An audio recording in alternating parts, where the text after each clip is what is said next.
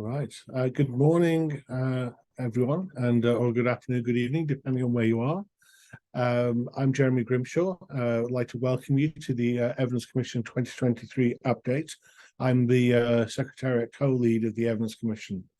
We're just so you know, we're recording today's webinar, and we'll share the recording of the presentation to follow.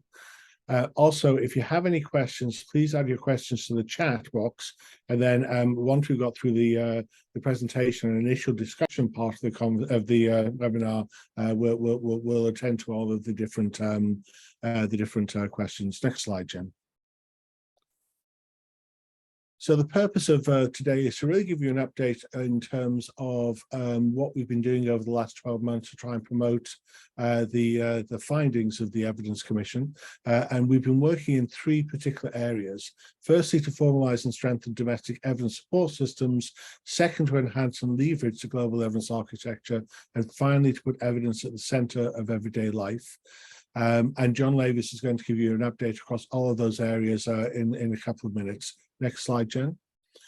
And to do that, we've actually established different groups that are helping us within each of those sort of areas. So we have created an Evidence Commission Implementation Council, and that is a very broad-ranging group of people who basically want to both keep in touch with us in terms of what we're doing to try and promote the Evidence Commission, but also contribute to discussions and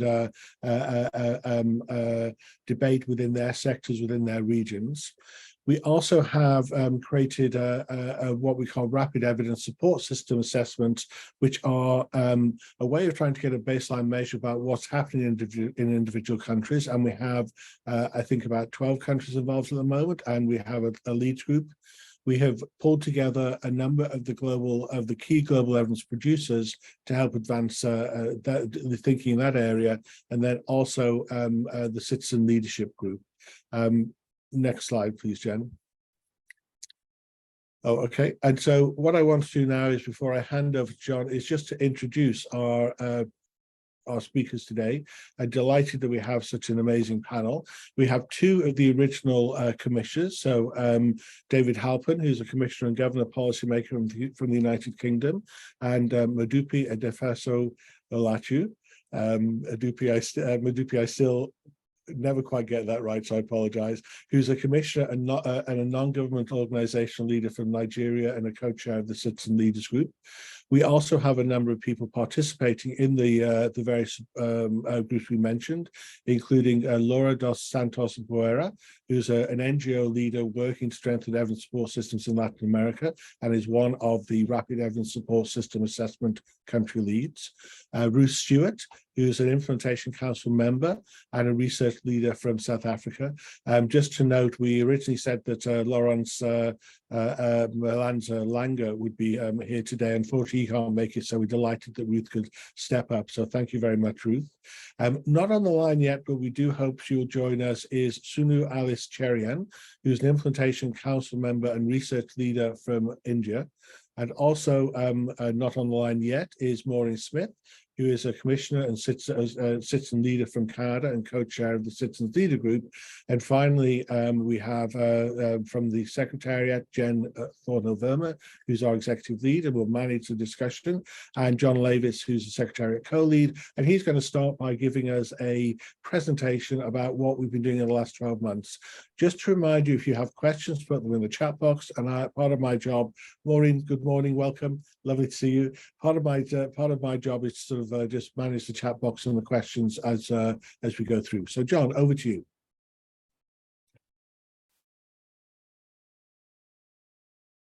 Thanks very much, Jeremy. Can you hear me speaking and see the slides? Yep. Yes, great, super. So thanks very much, everybody, for joining us. We've been road testing the messaging for Update 2023 with a number of groups, and this is our last opportunity today in our two webinars to get additional feedback about how to strengthen and hone our messages. So if you hear us say things today that you think we can say better or in a way that will be more impactful, we'd be delighted to hear it. So we're 1 year out since the publication of the report. We have some good news, and we also have some reasons why we think we need to double down on our efforts to improve the use of evidence to address societal challenges. You'll see here on this slide 3 points. So while we see policymakers in some countries, and we've singled out some in Latin America, who are open to new approaches to decision-making and evidence use, we unfortunately see many policymakers, organizational leaders, and professionals returning to pre-pandemic approaches to how they make decisions. Again, on the plus side, some funders and donors, some impact-oriented evidence producers piloting better evidence coordination mechanisms, but we see many producers continuing to operate without coordination and to generate significant research waste. And finally, while many citizens have become more aware of the potential value of evidence, many others have become more distrustful of decision makers and evidence.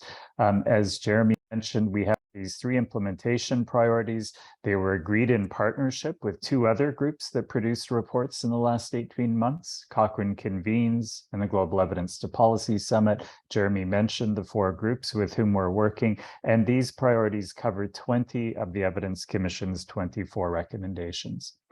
Part of Update 2023 goes over some of the most important messages from the original report that lay the groundwork for our implementation priorities. Many of you will remember this message, how important it is to respond to decision makers' questions with the right mix of forms of evidence. And that means both matching the form of domestic evidence to the right step in the decision-making process, which is what you see on the left side of this slide, but also combining domestic evidence. So what have we learned in our country or our province or our state, and global evidence? What have we learned from around the world, including how it varies by groups and contexts? And that matching is of the right form of evidence to the right step is different from relying on only some forms of evidence that may happen to get a lot of attention right now. Some of you will remember in the original report, on the left side, weighing heavily on decision makers' thinking were data analytics, modeling, and evaluation. Since the worst of COVID seems to be behind us in many countries, modeling feels like it's retreated a bit to the background over with some of these other forms of attention that don't get much evidence, and data analytics feels like it's looming even larger. Another message that we foreground our work with the evidence, with the implementation priorities, is use best evidence versus other things that get a lot of attention now. And you'll see 4 things on the right of that scale, again, weighing heavily in decision-making sometimes, single studies that haven't been appraised for quality and placed alongside all other studies addressing the same question, squeaky wheel experts who don't speak in a way that make it possible to judge their accuracy, old school expert panels, and I'll come back to this in a second, and citizen and stakeholder engagement processes that don't provide ways in for evidence. And so if we go a bit deeper on that example of expert panels, in the bottom right, our view is expert panels using a good old boy sitting around the table or GOBSAT approach will never make it to the podium. What we want to see are more of those gold medal performances with expert panels that can convene people with the right mix of issue-specific knowledge, evidence appraisal expertise, and lived experience that follow rigorous processes and adjust their recommendations as the context, issues, and evidence evolve, as is the case with living expert panels. And you'll hear many of us say, if Australia can go for the gold with its national health guidelines, why can't we do it in our country and in other sectors? So now on to the first of our implementation priorities, formalize and strengthen domestic evidence support systems. Jeremy mentioned that we're working with partners in 12 countries conducting these rapid evidence support system assessments, or RESAs, and we share lessons learned through the RESA country team leads group. Our goal here in each country is to identify what's going well that needs to be systematized and scaled up, and what gaps should be prioritized to fill, and then to work with government policymakers, organizational leaders, professionals, and citizens to push for improvements. Conducting a RESA starts with a solid understanding of what a domestic evidence support system is. And here we give you some examples. On the evidence demand side, People incorporate evidence use into routine advisory and decision-making processes. They build and sustain an evidence culture. They strengthen capacity for evidence use. At that interface between the demand and supply side, there are mechanisms to elicit and prioritize evidence needs. There are mechanisms to package evidence from multiple sources into inputs that align with advisory and decision-making processes. And on the supply side, there are evidence support units that are timely and demand-driven and focused on contextualizing the stock of existing evidence, both domestic and global, for a given decision in an equity-sensitive way. And it's important to distinguish that evidence support system from a research system, where the focus tends to be creating generalizable knowledge and to measure success with peer-reviewed grants and publications, and also from an innovation system that tends to focus on commercializing products and processes and to measure success with revenues. Conducting a RESA involves asking questions about each of the potential features of an evidence support system to get, as Jeremy said, a baseline and then take action based on what's learned. So drawing on websites, documents, and interviews, we ask questions. So for any given agency, what type of decisions are made and what does that mean for the type of evidence needed? Are the enablers in place? Is the culture there? Is the capacity in place? And on the coordination side, are the questions typically complex and do they require the engagement of multiple evidence support units? And when we start to move to the supply side of the coordination mechanism, are there people who can act as general contractors who bring in the right trades or the right form of evidence depending on the question? And is it possible to provide integrated responses that may include an evidence scan, so we get at best evidence, a jurisdictional scan, so we learn from other countries, a horizon scan, so we learn from foresight work, key informant interviews, so we leverage rich experiences, and finally, deliberative processes, so we engage citizens and stakeholders in collective problem solving. And also, are all the forms of evidence covered by existing evidence support units? So the potential features of an evidence support system that we're looking for are in green below, and we're looking for them in central agencies, in line departments, in legislative bodies. We're looking for that coordination mechanism on the demand side, but also the coordination mechanism on the supply side, which may be enabled by an evidence support network that brings together the right domestic groups, but also liaises with the global evidence architecture.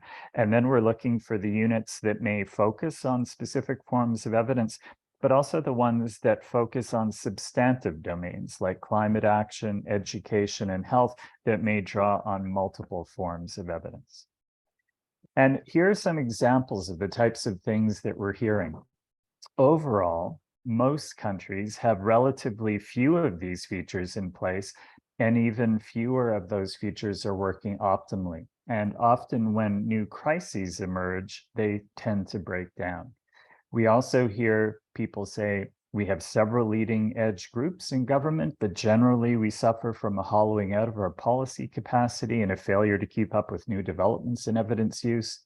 We mostly rely on in-house staff and a few management consulting firms, but we really have no mechanisms to get the right questions to best-in-class and service-oriented evidence support units and to incorporate their insights into policies and programs. And we also hear we do fairly well with data analytics, one form of evidence, somewhat well with evaluation, although we still don't use it to drive ongoing learning and improvement, and poorly with other forms of evidence. So those are some of the types of things that we hear. So now if we move on to our second implementation priority, enhance and leverage the global evidence architecture. This is a key enabler of the first priority, that domestic piece, but it's also key for multilateral organizations so that their efforts to support their member states are grounded in best evidence. And we see some of those multilateral organizations, like the World Health Organization, with its normative guidance, continuing to up its game. We see pockets of leadership in some other UN system entities like UNICEF and UNDP, but relatively little response from other multilateral organizations. When we turn to the production of evidence-related global public goods, we see some pilots, but really no broad coordination efforts. So we still suffer from that low signal-to-noise ratio we talked about in the original Evidence Commission report. Uneven coverage of topics, often low-quality evidence products, many of them frequently outdated, both for the SDGs in general and for COVID-19 specific topics. And we have many anecdotal examples of funders or donors and global public good producers going their own way and not working collaboratively, and as a result, generating a lot of research waste. So here we're working with many funders and donors, speaking to many global public good producers. We're also conducting an assessment of past efforts to enhance aspects of the global evidence architecture with the goal of coming up with one or more viable models that we hope to be able to pilot test and then, based on lessons learned, scale up. One possible model for improving coordination: start by better connecting the global, and as I'll come to in a minute, the domestic. We should have global public good producer teams that commit to respond to emerging global priorities in ways that increase coordination and reduce duplication in the production of living evidence syntheses. And those groups should commit to working with existing networks and platforms to maximize efficiencies and synergies and to strengthen and implement standards. On the right, you'll see some of what we're hearing. The Living Evidence Alliance is a promising prototype, but we have a long way to go, with hundreds of low-quality evidence syntheses for unimportant questions and none for many of society's most important questions. And also, paradoxically, some global public good producers like Cochrane are in their most fragile funding position ever, and others like Campbell have never been sustainably funded. But we need to connect that global piece to the domestic piece. Domestic evidence support networks committing to respond to emerging domestic priorities in ways that leverage and enable the implementation of global public goods through things like contextualized evidence synthesis and support. And these groups also need to be connected up with other networks and platforms, again, to maximize efficiency and synergies. On the right, you'll see an example from our own experience. We were tasked with a very complex climate adaptation question, given 3 days to respond. And we could do it to an extraordinarily high standard because there was a global public good with 17,000 already identified and appraised studies, and we could simply pull out the Canadian content and provide a very high quality contextualized evidence synthesis to inform decision-making. But those two groups can't do it alone. Funding is a powerful lever for change. I sometimes think we could better address all of our domestic evidence needs just with the money saved from research waste. I'm not sure if that's true, but some days it feels like it. But we need global funders, national funders, and donors to collectively commit to supporting an evolving suite of living evidence syntheses, addressing the key questions of the day. They may start by sharing information, move on to coordination, and we hope ultimately pool funds. They can have calls with common standards, they can measure and manage teams' performance, but we also need national entities funding domestic evidence support networks and global funders and donors helping to fund those based in low middle income countries. And you'll see a quote at the bottom: lots of pilot projects, but funders themselves saying we have a long way to go to reduce waste and find ways to better collaborate. Finally, put evidence at the center of everyday life. Small-scale responses from governments and from citizens serving NGOs, a lot of talk about polarization and misinformation, a lot of talk about maximizing the benefits of artificial intelligence while minimizing its harms. But here we're working with the Citizen Leadership Group and other partners and speaking with many citizens serving NGOs to understand, again, what is going well that needs to be systematized and scaled up, and what gaps do we need to fill. Some of the context here: citizens make many decisions where evidence can be useful. We give some examples on the left, but they also face a lot of challenges. Too much information, lots of misinformation, often left on their own to find, understand, and use evidence, and governments, businesses, and NGOs do not set things up in ways that make it easy for them. These are still early days in understanding what works in putting evidence at the center of everyday life, but here you'll see 4 what we think of as buckets where activity is needed, helping citizens judge what others are claiming, making evidence available when citizens are making choices, engaging them in answering research questions and answering them, and making evidence-based choices the default option. And we have some promising examples: tools and training for critical appraisal skills, on-site online sites like GiveWell, prioritization processes like the James Lind Alliance, nudge strategies. So lots of promising examples here, but still a lot of work to be done. Finally, the conclusion. We really need to capitalize on windows of opportunity and not just return to old ways of doing things. COVID-19 showed us the perils of many of the old ways of doing things, but it also spurred a lot of innovations that should become the new normal. And if we don't act now, we won't be prepared to pivot to address future crises. Our final comment is the door is open. Any of you who are interested in contributing to the work that we've described with these 3 implementation priorities, please join us. Conduct a rapid evidence support system. Push your domestic funders to start making investments. Help citizens serving NGOs take action in your country.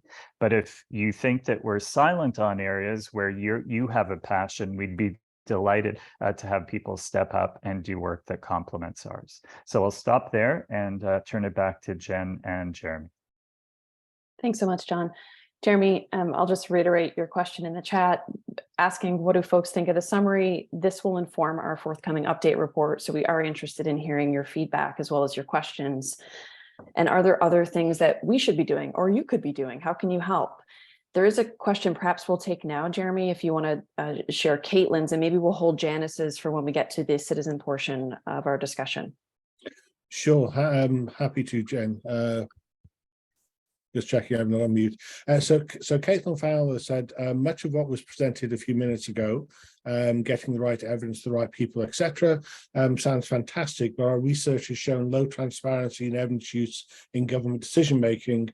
How can we know that efforts are being made to improve the status quo for evidence use if transparency itself is low, unless we have direct contact with government officials ourselves? And I think this has been discussed several times, John, so over to you.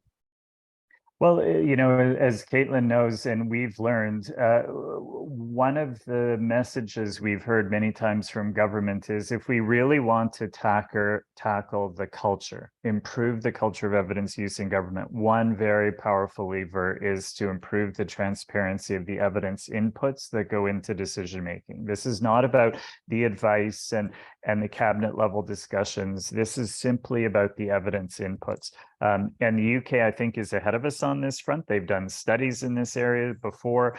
When we speak to government leaders about this, some will say, oh, yeah, the sky will fall. But we've been told by many government leaders, look, they said the same thing about travel and expense claims. Those had to be put in the public domain. Sky didn't fall. In Canada, they said the same thing about onboarding materials for our new deputy ministers. Those are now in the public domain. The sky didn't fall. So I think we do need to move to a world of transparency, both because it's a lever to engineer that type of change in the culture, but then to Caitlin's point, it also then allows us to start making assessments of the extent to which decisions are actually backed up by the best available evidence. Thanks, John.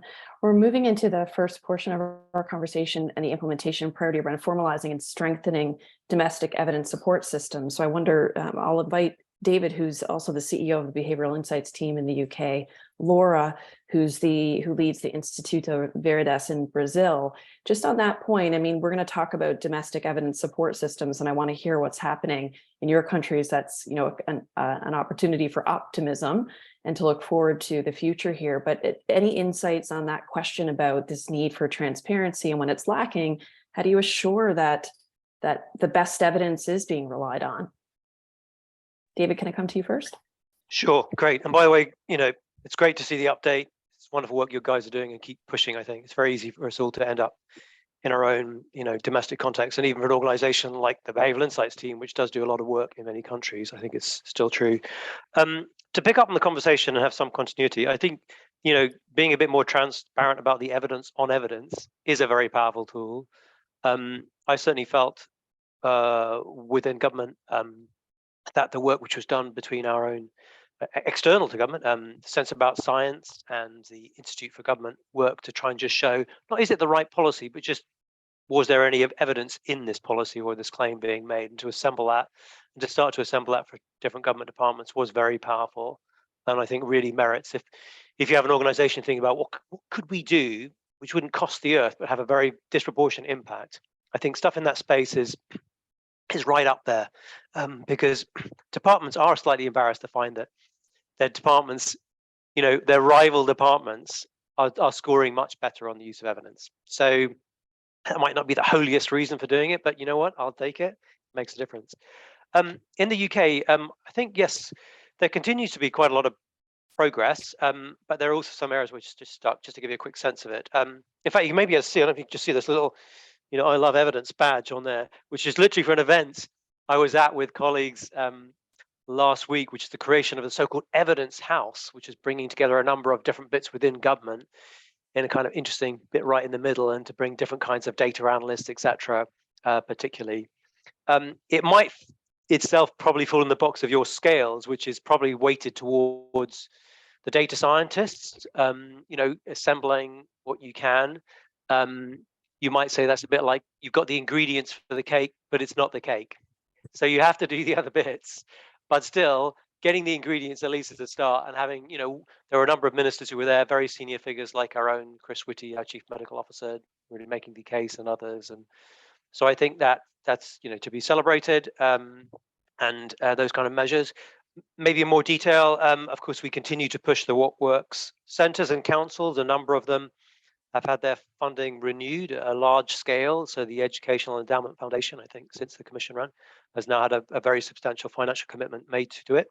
And that, I think, commitment continues to deepen.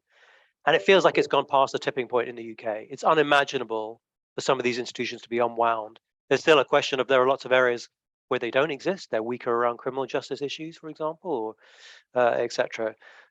So there's, I think, progress on that within government. Again, I think the drive continues very much to push evaluation. I know it's on your scales, one of the issues, but it is so key, because it, if you can't answer that most basic question, you're not producing that core evidence of, does this thing we're spending lots of money on work, and which version of it is more effective? It's just absolutely key, I think, both to the production of evidence, but also actually driving the absorptive capacity of the system to be attentive to it. It's almost like an evolutionary pressure within it. And then thirdly, I would say the ongoing drive, which the Commission rightly highlights, which is often gets neglected, but you've really got to, in parallel, drive up the skills and capabilities of all the policymakers to tell the difference between good and bad evidence. At the other hand, also just, a general understanding of what constitutes good evidence and the generation of it across the system. So in the UK, the Evaluation Task Force, as it's called, driving a lot of these things, as well as the policy profession and elsewhere. I'm really pleased to say that these kind of core bits of government are really driving hard now on driving up the skills. One just telltale, I think, a key thing to keep an eye on, I think, for other governments and places is, if we're really serious about it, we will actually test people's capability in senior positions. When we are making someone, congratulations, you're applying for this role or whatever, but we are literally going to test, do you know the difference between half a dozen different, crazy experimental methods, etc. And again, like it or lump it, that has big ramifications through the system, because the public servants themselves will attune to, this is what I need to get on, and again, I'll take that. I'll just leave hanging, I think there are other areas in which we have a long way to go. Everyday evidence, which I love the way the Commission highlights that it's not just that, how might I treat my medical issue? I can go and read the Mayo Clinic or the Lancet, but it's lots of other areas. I mean, a good one, an area we think in many ways think is good on the global evidence is some aspects on the environment. But as a consumer, an individual trying to say, what do I do? So we're literally releasing some data this week on nearly 9 in 10 members of the British public now really say they do want to do stuff on climate change. They just don't know what to do. Right? So do I buy this product? Do I not? that is a really important form of evidence to inform consumers, citizens, that drives their choices and indeed drives markets. And we shouldn't lose sight on those things where actually it's a kind of everyday, very practical evidence we should be in the business of producing too. Fantastic. Thanks so much, David. Laura, I'm going to come to you to the original question I had wanted to pose to you, which was, what progress are you seeing where you live and work? And just to reiterate that you're also one of the rapid evidence support system assessment leads, the RESA lead. So thank you for doing that work. Thank you so much, Jenn, and everyone. So glad to be here. So in Brazil and in Latin America and the Caribbean, we are always cautiously optimistic. And right now there is a different political scenario. We are always on political turmoil, but we have some hope to be accounted for, because we do have some changes in government in the region that made us more aware during the pandemic of the importance of creating very strong coordination mechanisms for identifying the most pressing shared social problems and trying to put all of our intelligence and organizations that are working with evidence production to answer the same questions and try to utilize in the region, the Latin American, the Caribbean region, the same methods and different types of evidence to collectively answer these questions. So during the pandemic, we created the Brazilian Coalition for Evidence. That was one of our first efforts in trying to map all organizations in Brazil that are working to push evidence and to use evidence. We have many government members in the coalition, and we are trying to use the rapid jurisdictional assessments to really understand what people are doing, what are our shared understandings of different types of evidence, how they sum up to a contextualized use of evidence that is so important in our country. And we also created the Latin American, the Caribbean Evidence Hub to map these shared problems and try to create optimal solutions so that people can really get to the information, no matter if it was produced in Brazil or Colombia or Chile or Trinidad and Tobago, but we can rapidly share this and then focus on contextualizing this to our country. So I'm very happy about this. We are working, engaging stakeholders, in conversing with both government members and civil society organizations that became more aware of the importance of this transparency. And just because I think this is so interesting, it's so hard for me to think about domestic evidence ecosystems and don't think about evidence in everyday use. So just putting this in Brazil, we have a very progressive transparency law that governments abide to. And when I was a government member, I got really fed up because citizens always ask me, how did you make this decision? What base, like, what was informing your decision? And I thought, oh, damn citizens, I have to answer them. But right now, being a civil society organization leader and trying to build a coalition, one of the things that I most say to people is use this law to really ask people, what are you informing your decision on? What were the evidence, or who did you consult to get to this important decision? And since we have this very progressive law, this is a very practical way that evidence can be put into everyday life of citizens while also fomenting social participation. I'm not sure what is the reality in other countries, but this is something that Brazilian citizens have been benefiting a lot from. And I think of course, while it can be somewhat of a pain, is a way of keep governments accountable, and not in an interpersonal level, but really in a democratic level. And I'm very proud of Brazil for this law and what has fomented throughout the years. Fantastic. Thanks so much. And I love how both of you have already, we started talking about domestic evidence support, but we're talking about, citizens using evidence in everyday life. And it shows the synergies across these three implementation priorities. These are not mutually exclusive areas. They're very reinforcing.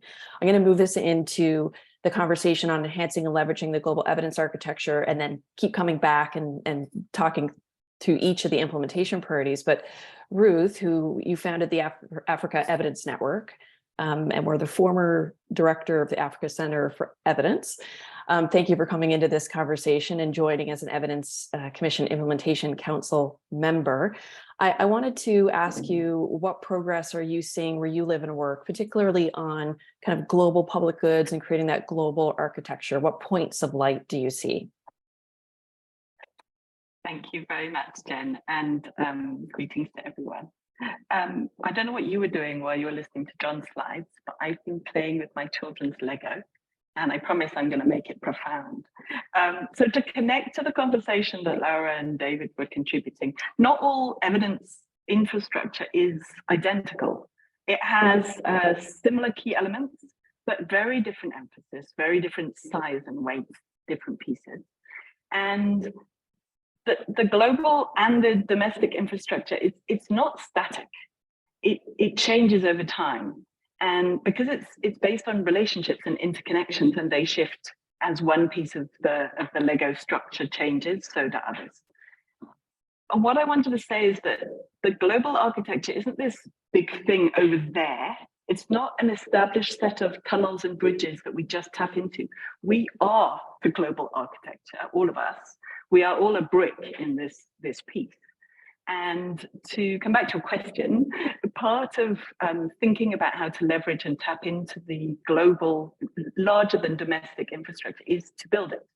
And the Africa Evidence Network, built from 20 people to over 4,000, and is a fairly loosely connected group of people from government, from think tanks, from universities, and all over, but across the continent, who are interested in building and leveraging and growing our continental evidence architecture. And so we've seen the success as that's grown. We've seen success as innovation in one piece of the part of the continent has been able to be shared and spread in other areas. And then we've seen success in how, as an African community that's often not brought to the table, with a larger voice, we are increasingly able to contribute to initiatives like COVID-End, like the Global Commission, and attend other global meetings where, rather than being on a poor internet connection from the other side of the world, we're actually there and part of it. Thanks. Thanks so much. Jeremy, we do have a couple questions in chat. I wonder if we should treat now or comments at a question. Yes, so certainly. John Boniface Mutatani said, thanks. They've learned a lot from the Global Evidence Commission report, especially about living evidence products. And it's led them to think about how the Uganda Clearinghouse for Health Policy and Systems Evidence could be made more vibrant and responsive to the rapid evolving health system challenges. I don't know whether there's anything you want to respond to Boniface on that. It sounds like it's more of a comment, but anything you want to say? Well, just briefly, that because of the COVID-End inventory and what we learned there about how important it was to foreground what we called the best evidence, in this case, the best evidence syntheses, we use 3 criteria: recency of search, that it had a high AmStar score, so it was a high quality review, and that it had a great evidence profile. But the ones that were designated living also got bumped up even higher. So those are things that we're now rolling out into our other databases, like health systems evidence, like social systems evidence, so that when people just have a couple of seconds, they can quickly find the best evidence synthesis, and ideally a living one that is updated regularly. I think one of the challenges we're now finding, though, with living is it's a virtue signaling device. So everybody asserts their evidence synthesis is living, but if it's not actually updated as the context issue and evidence evolves, then it's not very helpful to us. So I would just encourage Boniface and any others who maintain these repositories to be thinking about how do you make it even easier for people to cut to the chase of the best evidence product for their needs. That's great. And then there's a question from Caitlin specifically to Laura, and Laura's already answered in the chat box. But it's worthwhile having a look at people, because it's a question about, okay, so what was that, Laura, in Brazil about transparency? So look at the chat box, because Laura's given a very good response there. So Jen, I think back to you. Okay, great. Thanks so much. David, I wanted to come to you on this because, of course, you gave us those great insights around what's happening domestically, but I wanted to hear your thoughts. John presented a model that all of us have been contributing to. Julian Elliott, who's joining our meeting, our webinar this evening for folks in Australia and in other time zones. But I'd love to hear your thoughts on, what would it take to get to a place where we're having these successes globally, or what successes do you already see? Yeah, thanks for that, Jen. Actually, I was very encouraged by Ruth's remarks, which is great to hear. I think my sense is very similar to the Commission in general, which is that there are some domestic examples, but in general, the global infrastructure, it's not much more than a sketch on a piece of paper in many areas. It's really quite weak. It's underdeveloped, and even some of the wins on COVID. So, a concrete example, NICE, the body, the National Institute for Clinical Excellence, as was. I know it's been involved in giving advice during COVID to more than 40 countries. But if you dig into that, it's partly just they made a whole load of products free. I mean, some of them are literally, there's just actual costs. And we know one thing about public goods is you don't want to fund them in that way. So it feels like we've got a long way to go. As you'll know, although I've stood down my role as national advisor in the UK, on the global area, I think it's, as the Commission's been pushing, it just feels very much unfinished business. And the good news is, I have found, forgive me if I don't name them all, but a number of very senior political figures of past as well as present also feel this is really merits a push. And you've also got bodies like the Global Innovation Fund and others who are out there who feel like, well, what more can be done? So the half empty is a lot of the existing bodies and landscape is pretty weak, including the comment which you had from one of the funders, and one of your call outs is that for funders, they're aware themselves they're not doing very good on collaborating and solving some of this research waste issue, which seems crazy when it's so precious. But I think there is also some progress which is occurring. Just one thing, given I know where you anchored from and have a very strong medical background in COVID too, is I think we're aware in some countries, the lessons are being learned, some they're almost slipping between our fingers. Not least, I'll be concrete about the UK. The UK is not unique, but engaging in quite an extensive, almost legal inquiry, understandably, to figure out what went wrong and what went right. The clear intent correctly is what are the lessons learned, including, of course, on the use of evidence. But these processes tend to be very long and extended in a very particular way. And even if they're constructed, with legal experts, yes, do they have the other kinds of experts, including use of evidence that you might want, or will they build them in? Versus, can we learn faster, like while it's still fresh in mind? And there are literally examples, I think, of good practice which you see fading, even since we've reached the end. Again, I'll give you a concrete UK one, but I think I've seen in other places. So, one of the things you can do is, as opposed to good old boys in a room, but at least a better variation of that is to red team your evidence and your policy and bring people in, different groups, perspectives, etc. And that came in the UK late on in the COVID phase, and I think was really quite value adding. I think it's already fading out as a sort of habit, and that's true in lots of other countries too. So while it's still fresh in our mind, it's really important that the kind of work, the research that are being encouraged in other places, I think are pushed forward. And a number of us, and definitely others on the call, do drop me a line if you're interested too. Can we get some collaboration between a number of countries? It might not be completely comprehensive. It might not be every country. It might not be every topic. But can we kind of grow those seeds to say, in these areas, let's get going with some infrastructure and show what good looks like, right? And then actually we might be able to snowball from that into other areas. Because surely I always think we are going to look back in some future date, I hope, 10 years. When you do your 10-year review, you'll be like, oh my God, of course we did. Wasn't it crazy? We didn't do this before. And can we bring forward the timelines on that, on that moment? Brilliant. Thanks so much. We're going to move into our final implementation priority. And I want to turn to our co-chairs of our citizen leadership group, Maureen Smith and Modupe Adefeso-Olateju. And I'll just say, Maureen wears many hats. We're very happy that some of those are with us. She's also the chair of the Cochrane Consumer Network. And Modupe as well is the managing director of the Education Partnership. So thank you both for being here. Maureen, I want to come to you first, and I think you're going to handle a couple of those stray questions we have, or at least one of them in the chat. But can you share with us what progress are you seeing on this front for citizens to be able to put evidence at the center of their everyday lives and really ask practical questions with best evidence? Thanks, Jen. Sorry about being late this morning. So the progress I would say is slow, but I think it's steady. So I'm going to go to what David referred to as the culture of evidence. And I think some of the progress has happened there. I think there's a recognition right now that what we used to think we had to do to foster a culture of evidence doesn't work anymore. I think the pandemic shone a bright light on that. So solutions and strategies that would have been proposed 10 to 20 years ago, yeah, they're not applicable to our modern digital age and our social media. And I'll just give a very quick example of that. I had the privilege of listening to 2 citizen panels in my home province of Ontario that brought together citizens, people like my next door neighbors, from very diverse backgrounds. And we had solutions proposed to them to discuss. And one of them was, well, let's make evidence the default option. And we thought, I thought, well, they're going to like that.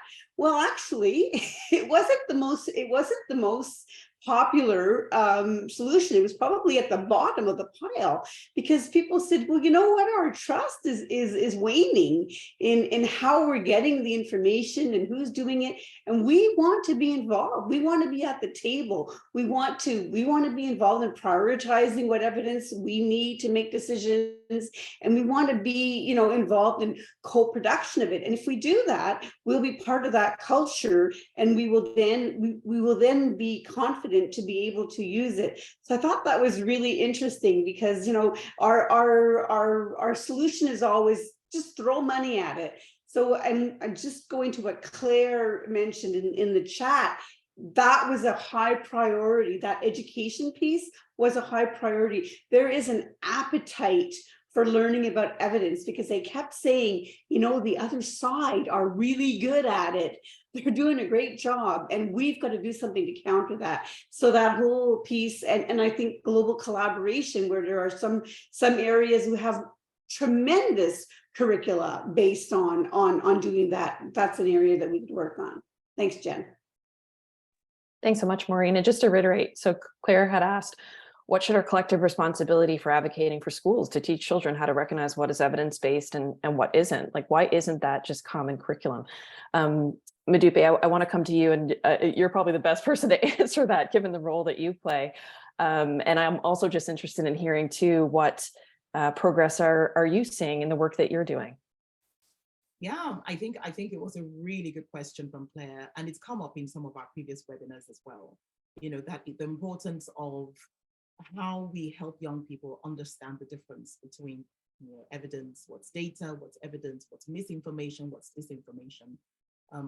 Personally, the first time that I took a course on information and literature searching was the first year of my PhD. So definitely a lot of work to be done. And this was in the UK. So not even at master's level in the UK did I take that course. So I think globally there's a lot of work that needs to be done to really begin to help young people understand and to develop the intelligence around how to search for information and how to sift for what is correct and what is perhaps not entirely correct. And also what is perspectival. So what is correct, but from the perspective of whomever is providing or producing that information. I think that it's gotten slightly more complex, perhaps in the last 1 year. I don't think there's anybody on this platform that hasn't heard about ChatGPT. And I'm thinking that now we have to navigate an additional sphere of robotics and artificial intelligence. We need to begin to ask the questions that we are, as human beings, asking each other, but now within the context of slightly more complex environments. And so when we do use these artificial intelligence tools, what does that tell us about the quality of the evidence? How do we address copyright issues? How do we address intellectual property? These are all very important when we think about the production of evidence and to whom we ascribe, what data or what evidence, synthesized evidence. I think that it's really important for us to begin to think very deeply. And of course, this is really a huge risk, on the education sector to begin to think through this. But also in terms of progress, in the last 1 year, pertaining to how citizens are putting evidence at the center of everyday life. I can sort of reflect, from three perspectives. One is the international, and then the regional, and then the local, which is Nigeria. Today is actually the International Day of Education, and today UNESCO is launching a scorecard. And that scorecard is designed to help us understand how countries are making progress towards the achievement of, SDG 4, that's quality education goals, but within the context of the priorities that the countries themselves have set. So in the first instance, how many countries even have benchmarks that they are working toward? And the initial report, I haven't read it because it's just been published today, is suggesting that only 3 out of 4 countries have even set benchmarks. So even know what the goalpost is. So again, a lot of work needs to be done, because before you start to measure, you've got to get a clear sense of what exactly it is you're measuring, right? At the regional level, the PAL network, which is the People's Action for Learning Network, I think is a great example of work being done within the context of evidence, and that continuing commitment to ensure that data is generated by a collection of citizens working in consonance with governments, with development actors, with funders, to make sure that we're prioritizing that participatory planning and participatory research. I think is quite commendable, on the part of organizations and networks like the PAL network. And so we're beginning to see that happen more and more in the different countries that the network is active in. And I think that's important. From the national perspective, and also looking at some other countries like Mali, the last 1 year has been very politically charged because national elections are being held this year. And it has been very interesting to observe how people are making decisions, particularly young people that make up the vast majority of our populations. And of course, has been said, on this webinar, a lot of young people are turning to social media, to make decisions, to receive information. And again, it raises the question, who is providing this information on social media, and how are they being educated? How are they being enlightened? Where is their data being, where is their data being sourced from? And how do we verify? So again, I think a lot of work around, education, the evidence intermediaries. But I find really interesting that a lot of people are also making decisions based on their lived experience. And so, we know now from lived experience that the cost of social service provision in a country like ours has gone up by anything from 3 times to 10 times in the last 8 years under the current administration. And so a lot of young people are saying, I don't need any data. I don't need evidence to tell me whom I'm supposed to vote for. I am looking at the evidence based on my own individual perspective, and I'm deciding what I want to do. But obviously, there are also organizations that are aggregating, this information as well, and they're making it available. And the way that they're doing that is by partnering with media, particularly partnering with media to ensure that those sorts of those kinds of evidence are being made publicly available and are being used to stir the pot when it comes to public conversation around a very important civic duty or civic responsibility of citizens. So obviously, quite a lot of interesting progress, but obviously a lot of challenges as well. And I think that some of those challenges have been highlighted. We have a lot of work to do. And I think that, again, the question that Claire asked is a very important one around education and helping young people to really understand how to filter evidence. Yeah. Fantastic, thank you. David put a good reference in the chat on teaching children and parents and teachers, work by Andy Oxman and others. Jeremy, I think you're going to take us through some of the questions in the chat, which will probably take us to the top of the hour. Yeah, at the top of the half hour for you. First of all, this has been a great conversation, so thank you to everyone who's participated today. Janice Taft has been very patient, because she put a question in the chat immediately at the start of the session. And for those of you who don't know her, Janice Taft is another wonderful, one of our wonderful patient partners, who's also part of the citizen panel that we have. And she was asking, when and where do we think as global citizens we'll be able to find websites or groups that share the best current evidence? Boniface mentioned the sort of health systems evidence and social science evidence, which could be accessed by citizens, but is probably much more focused towards decision makers at a higher level. And so I think this is sort of for Maureen and Mo, what sort of resources are out there now, and what should the future look like? What would be a great future for evidence resources for citizens? So I can jump in. I definitely, the Secretariat is working on getting those sites onto our website and curating, like a curated website where people can go and find the best evidence for sure. I can tell you that from the work that the Secretariat has done, and I think Modupe's attended some of those meetings as I have with different global organizations, citizen serving NGOs, we're finding out that there's a lot of work being done and a lot of really good work and synergies. And so what the future would look like is really us collaborating with them, because though the context might be different depending on where you live in the world, there are some common issues that we're all facing, and we're definitely, when we're meeting with these groups, we're definitely discovering that, and we're finding out all kinds of work that's been going on that we don't know about, that we could be working together with them to get that message out. So that's a great question, Janice, and I'll say work in progress. Yeah, I mean, I would totally agree with that. And I would only add one thing to that, which is the importance of platforms that are established for the sole purpose of debunking misinformation through evidence, right? And so, pointers, sort of signposting people to not just where you can get good evidence, but where you can identify and sift what is good evidence, what is not. I think that's really important. Wonderful. And we're going to just try to sneak one last question in from Ahmed Bilal, which I think would go to the various rest of groups. So they said, when you as advocates or researchers talk to government officials regarding use of best available evidence to inform policies, are the responses different if it's in an LMIC or a developed country setting? So I think that's one of the ideas about doing RESTs across 12 countries. It'll allow us to look at some of those, compare and contrast. So I don't know, John, do you want to start? But there may be that Laura or others also want to contribute to this.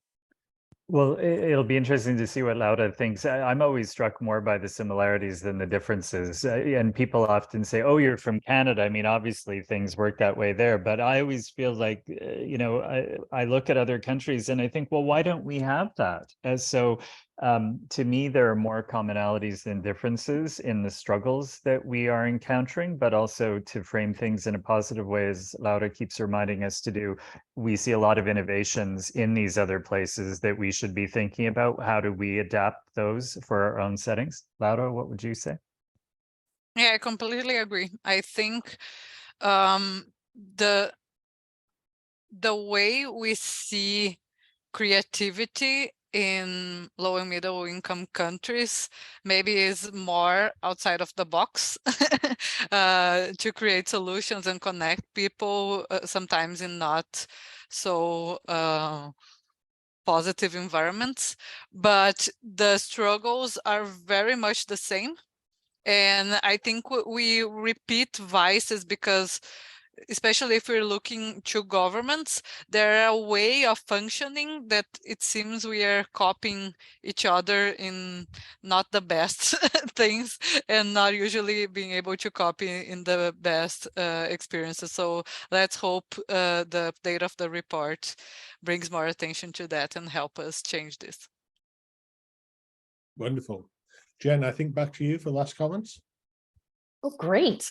I thought I wasn't going to get here. Just to say, we are continuing to look for your feedback. The report update that will provide the text that you saw to John's presentation is forthcoming at the end of the month, but we can still take your feedback. And even then, the work's not over. So please feel free to reach out to us at evidencecommission@mcmaster.ca. We will be sending you a recording from today's session as well as the slides.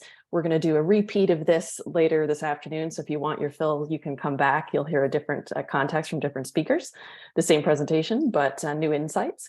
And then just to say, we also have videos that our speakers have shared. So there's going to be forthcoming over the next couple of weeks as well. And ultimately, if you're compelled to get involved, we would like you to be. So reach out. Thank you, everybody. Thank you to our speakers for making the time. And that concludes today's webinar. Thanks, everybody.